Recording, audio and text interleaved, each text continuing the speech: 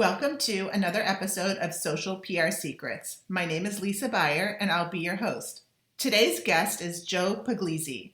I met Joe at a conference when he was speaking about how Buzzfeed handles their social media management. So I was so intrigued, I invited him to be a guest for my social media management class that I taught at University of Florida a few years ago. In this episode, Joe talks about the social media revolution, where we've been and where we're going, and how Buzzfeed fits into the whole picture. It's super insightful, and I hope you enjoy it as much as I enjoyed talking to Joe.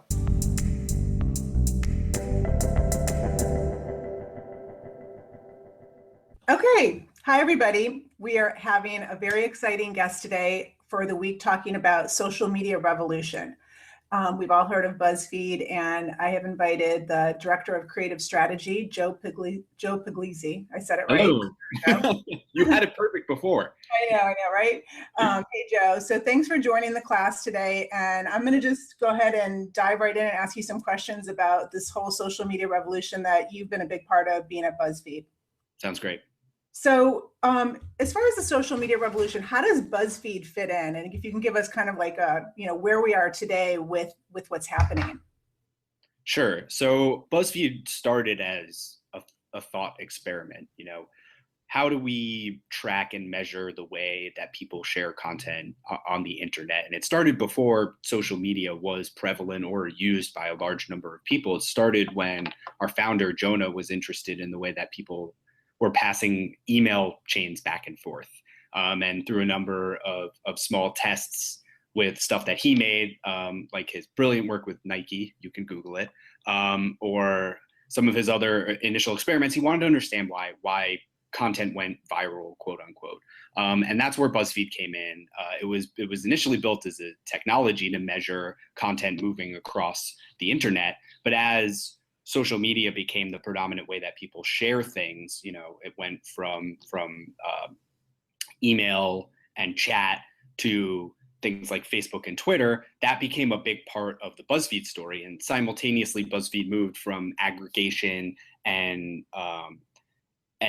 content collection, content curation, into creating our own content, right? So like creating things from scratch instead of just found things. So all of these things were happening at the same time. But the core of Buzzfeed and what I think makes social media so interesting to us as a platform for connection is, why do people share things and how do they share them? So the beginning of Buzzfeed, people were sharing things in a variety of different ways, but it wasn't nearly the wide variety of media platforms that it is today.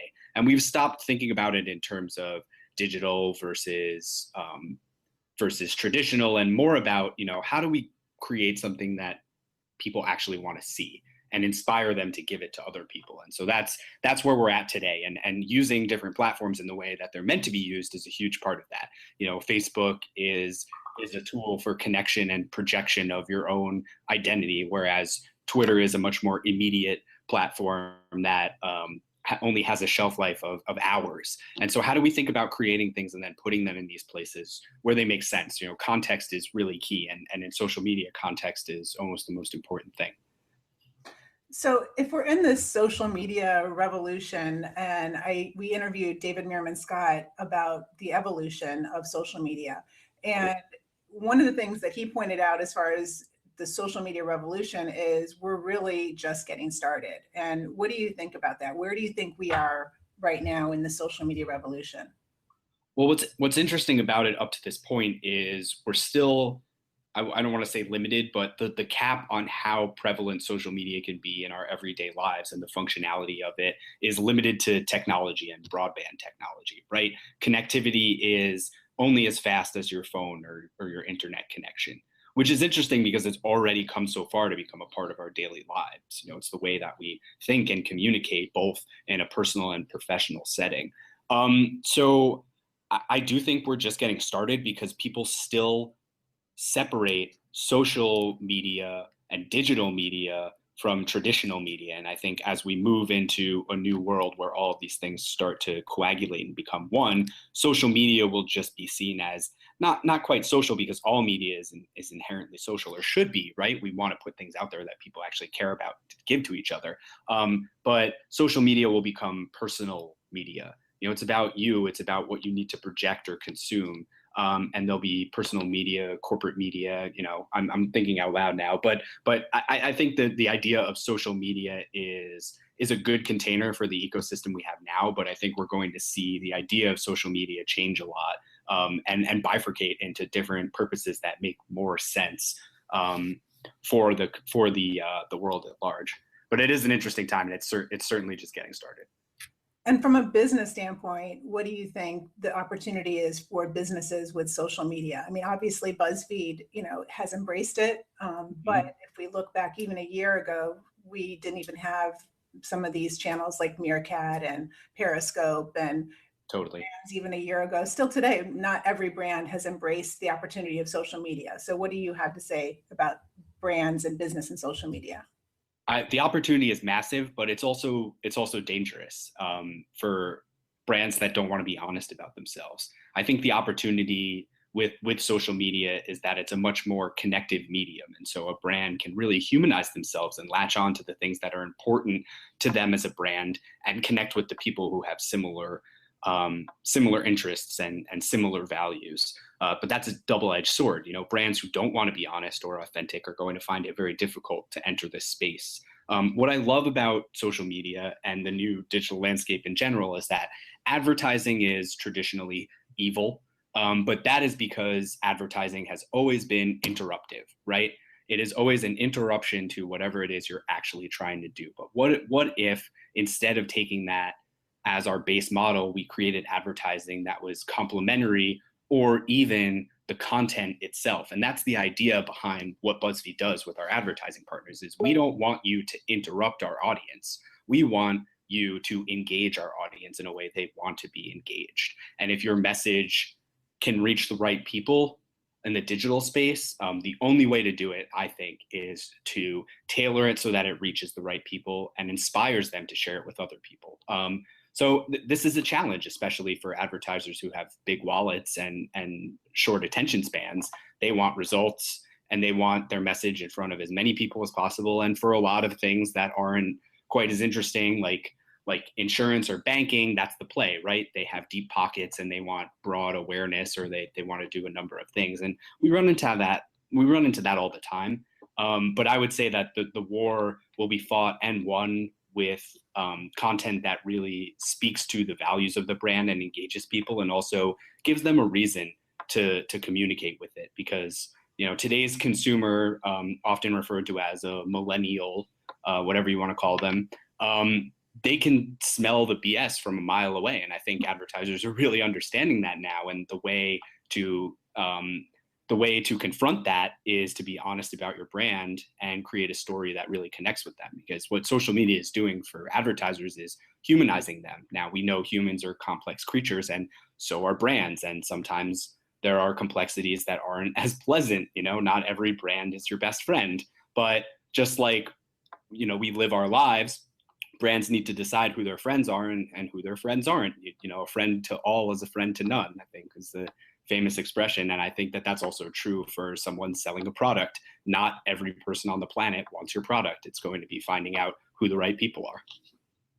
Great. Okay. And Joe, we met at SMX Social when you were speaking at that conference. Mm-hmm. And here we are today. So what I'd like for you to share with us is the 1-minute version of what's a day in the life like for the director of creative strategy at BuzzFeed. What does it look like for you each day? I'm sure it's different, but can you give us a glimpse?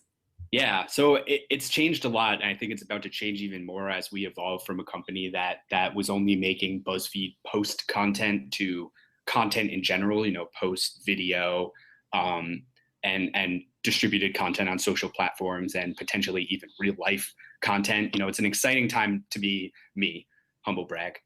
But a normal day for me is I come in, I manage a team of about 5 creative strategists who have a bunch of different functions. They educate our clients on what we do and what our best practices are in creating great shareable content. They work on specific clients that are like their babies that they take care of, and they are the creative face of. And they also work on pitches for new prospective clients, and big ideas, bigger than just we're going to make this BuzzFeed list for you. So I manage that team, and I also do a bit of that work myself. So I go and sit with prospective clients and explain to them, what is the philosophy of BuzzFeed and how do we do it? And I also work on some post programs myself.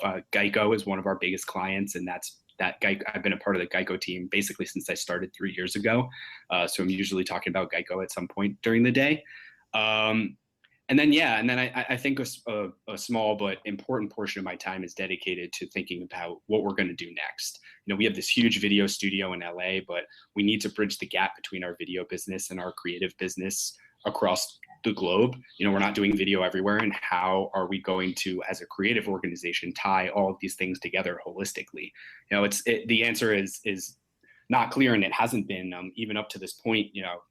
BuzzFeed and BuzzFeed Video operate as two different companies, but we need to figure out how we get a creative and cohesive package together for clients. So, Frank Cooper just joined BuzzFeed, formerly of Pepsi. Google him.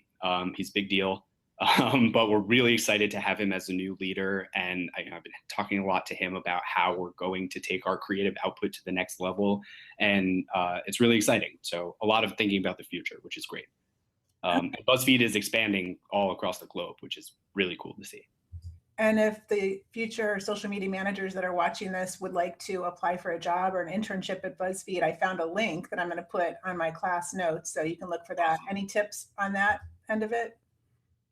So my first tip would be to think about how you create things. Oh, this is like a fellowship with BuzzFeed Creative, or what's the exact job? Okay, so the first thing would be to figure out where in the company this job is. Are you creating for the editorial team, or are you creating for my team, which is a more difficult team, but ultimately more rewarding because we're really driving the business of BuzzFeed. And if you're auditioning for my team, then I have just a few tips for you. The first would be that you really need to think about not just being good at writing internet stuff or having internet knowledge, but understanding the context in which you are creating things.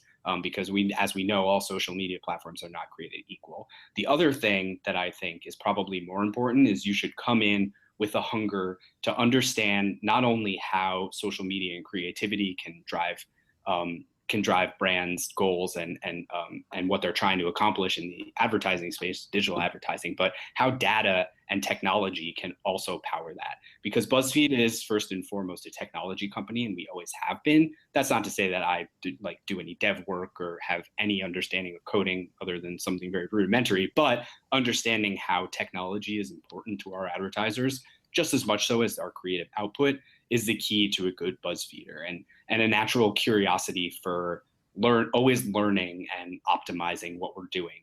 We're never satisfied with our output. We always want more. We always want to create something better than we had before. So those are some of the qualities that we look for.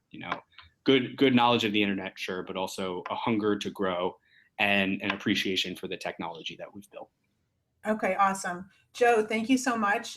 Joe is going to be back with us the week that we're talking about social media content, which is the perfect topic when we are matching that topic with BuzzFeed, the brand.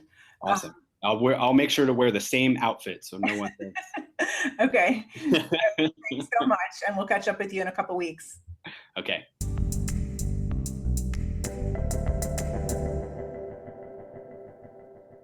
Thank you for listening to this episode of Social PR Secrets. If you like what you heard, check out the book on Amazon or follow our blog at socialprsecrets.com. This episode was sponsored by The Buyer Group, a social PR agency striving to keep our balance in the digital world, practicing public relations, social media, and search marketing, while occasionally drinking a glass of wine or two for the best creativity and results. Thank you all for tuning in. If you would like to get a free chapter of Social PR Secrets, go to socialprsecrets.com/free.